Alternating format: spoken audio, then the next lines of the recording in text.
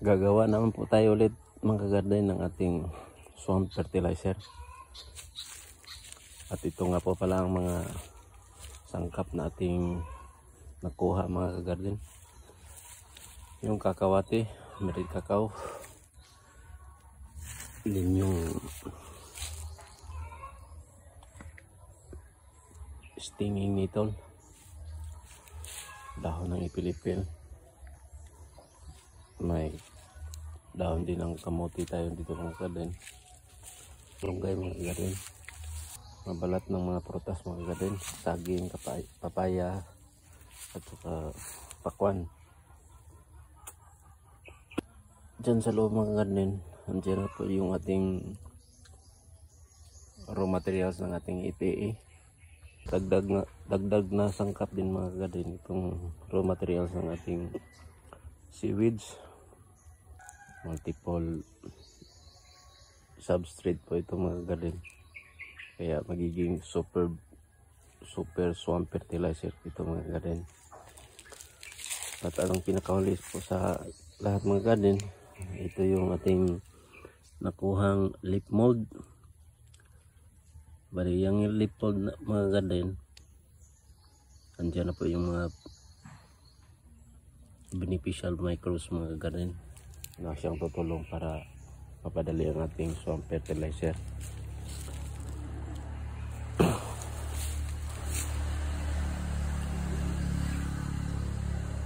Yan po mga garden ang ating mga nakuhang substrate para sa ating swamp at fertilizer. Magiging super swamp fertilizer po ito mga garden. Tatadta rin po natin ito mga garden sa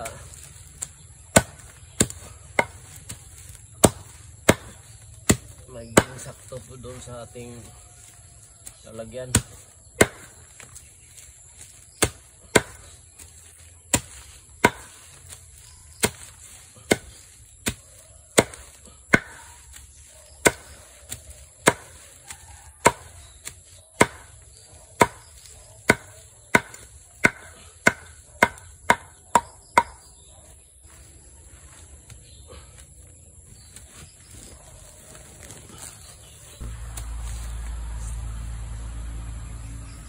Ito po mga garden ang ating stinging nettle.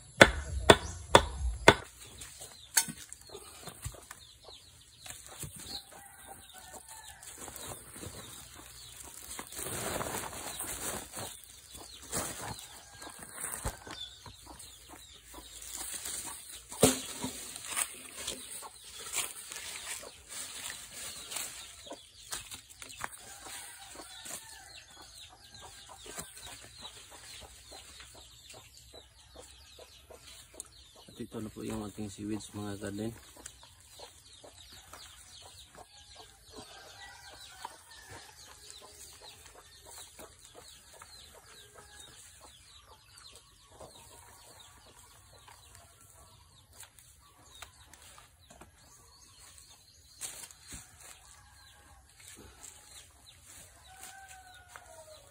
Ang pinakahuli mga garden, itong leaf mold.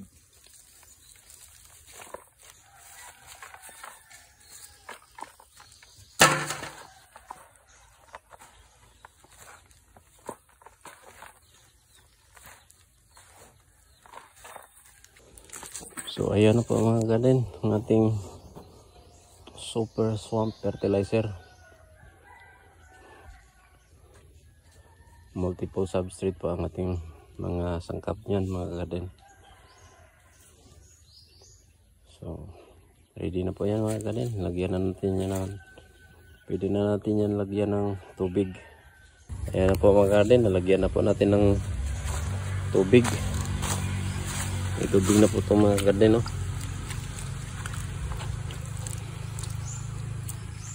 Okay mga garden, tatakpan na natin yan. Ayan, inilagay po natin sa may lilim mga garden para hindi mainitan.